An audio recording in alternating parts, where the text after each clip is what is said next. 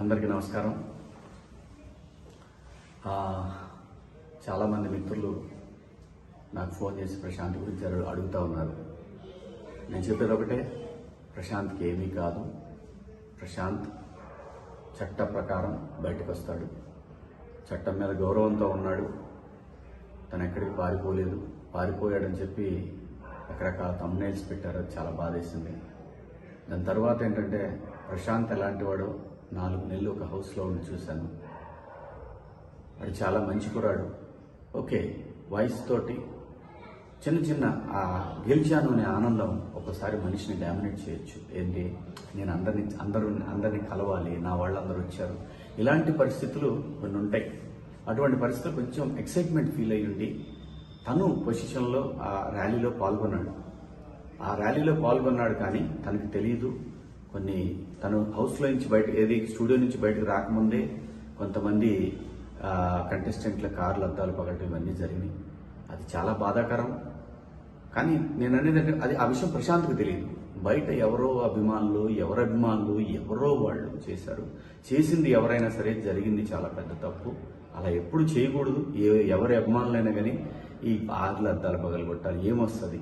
లోపల ఫ్యామిలీలు ఉంటారు, తల్లిదండ్రులు ఉంటారు, అమర్ వాళ్ళ ఫ్యామిలీ ఎంత బాధపడి ఉంటారు. ఎంత బాధపడటం కాదు, ఆ టైంలో వాళ్ళు ప్రాణాలు అరిచేతిలో పెట్టుకొని ఉంటారు. ఇలాంటివన్నీ చాలా తప్పండి. అది ఎవరైనా సరే, అభిమానులు కావచ్చు, అభిమానుల రూపంలో ఉండి కావాలని చేసిన వాళ్ళు కావచ్చు, దాన్ని తీవ్రంగా ఖండిస్తున్నాను. ఇంకో విషయం ఏంటంటే, ప్రశాంత్ గురించి నేను పదే ప్రతిసారి మాట్లాడాల్సిన అవసరం లేదు. ప్రశాంత్ ఇష్యూ అయిన మొదటి గంట నుంచి ఈ క్షణం వరకు ప్రశాంత్ విషయంలో ఏం జరుగుతుందో ప్రతి ఇన్ఫర్మేషన్ నాకుంది. సో కాబట్టి నేను ప్రతిదీ ప్రూవ్ చేసుకోవాల్సిన అవసరం కూడా నాకు లేదు. ఎందుకంటే వాడికి నేనేంటో తెలుసు, నాకు వాడేంటో తెలుసు. ప్రశాంత్ చట్టాన్ని గౌరవించే వ్యక్తి. చట్టాన్ని గౌరవించి చట్ట ప్రకారం తను బయటకు వస్తాడు. అది రేపు ఖచ్చితంగా ప్రశాంత్ బయటకు వస్తాడని ఎక్స్పెక్ట్ చేస్తున్నాను. రేపు కాకపోతే ఎల్లుండి కాకపోతే మండే. ఎందుకంటే ఇది చట్టానికి లోబడినటువంటి అంశం కాబట్టి, చట్టాన్ని మనందరం గౌరవించాలి కాబట్టి ప్రశాంత్ నేరస్తుడు కాదండి. ప్రశాంత్ క్రిమినల్ కాదు. చట్టాన్ని అతిక్రమించారనే ఒక నెపం మోయబడ్డ వ్యక్తి. అది అతిక్రమించాడో లేదో గౌరవ జడ్జి గారు నిర్ణయిస్తారు. డెఫినెట్గా ప్రశాంత్ నిర్దోషిగానే బయటకు వస్తాడు. ప్రశాంత్ గురించి మీరు ఎవ్వరు కూడా వర్రీ అవ్వాల్సిన అవసరం లేదు. వాళ్ళ నాన్నగారు, వాళ్ళ బావగారు, వాళ్ళ కుటుంబ సభ్యులు కంటిన్యూస్గా నాతో టచ్లో ఉన్నారు. అంతా కూడా కంట్రోల్లోనే ఉంది. ఎవరు కూడా భయపడాల్సిన పని లేదు, బాధపడాల్సిన పని లేదు. మనందరం కూడా చట్టాన్ని గౌరవించాలి, రాజ్యాంగాన్ని గౌరవించాలి. సో కాబట్టి బయటకు వచ్చి ప్రెస్ ముందుకు వచ్చి ఇంకొకటి కూడా, ఆ థంబ్నెయిల్స్ అన్ని చాలా బాధాకరంగా ఉన్నాయి. దేని గురించి థంబ్నెయిల్స్? ఎందుకు అలా పెట్టుకోవాలి? మీరు చూడాలి, చూస్తే ఎంత వస్తుంది అంటే, ఒకరిని బాధ పెట్టి మన దగ్గరకు వచ్చే డబ్బుతోటి ఆనందం పొందాలంటే అది ఎంతవరకు కరెక్టో ఎవరికి వాళ్ళు ఆలోచించుకోవాలి. నేను ఎవరిని తప్పు పట్టట్లేదు. ఒకసారి మనల్ని మనం ఆలోచించుకొని పెట్టే థంబ్నెయిల్స్ కనుక మీ కుటుంబ సభ్యులకు కూడా మీ గురించి కూడా అలా పెడితే ఎలాంటి బాధ ఉంటుందో అర్థం చేసుకొని కరెక్ట్ థంబ్నెయిల్స్ పెట్టండి. మీ ఇష్టం, పెడితే పెట్టుకోండి, లేకపోతే లేదు. నా అభిప్రాయం నేను చెప్పాను. So Prashant is safe, is fine. ప్రశాంత్ని రేపు మనం చూస్తాం బయట. ప్రశాంత్ నేరస్తుడు కాదు, ప్రశాంత్ క్రిమినల్ కాదు, ప్రశాంత్ నిందితుడు కాదు. ప్రశాంత్ ఇప్పుడు ఒక బాధితుడు. ఇదైతే ధైర్యంగా చెప్పగలను. కాకపోతే ప్రశాంత్ కోసం జరిగిన ర్యాలీలో జరిగినటువంటి అపశృతుల వల్ల ప్రశాంత్ ఇబ్బంది పడుతున్నాడు. ఇది భవిష్యత్తులో కూడా ఎలాంటి పునరావృతం కాకుండా ప్రతి వాళ్ళు, అభిమానులైనటువంటి వాళ్ళు ఆలోచిస్తారని ఆశిస్తూ, సో ఈ 3 రోజుల నుంచి కూడా నేను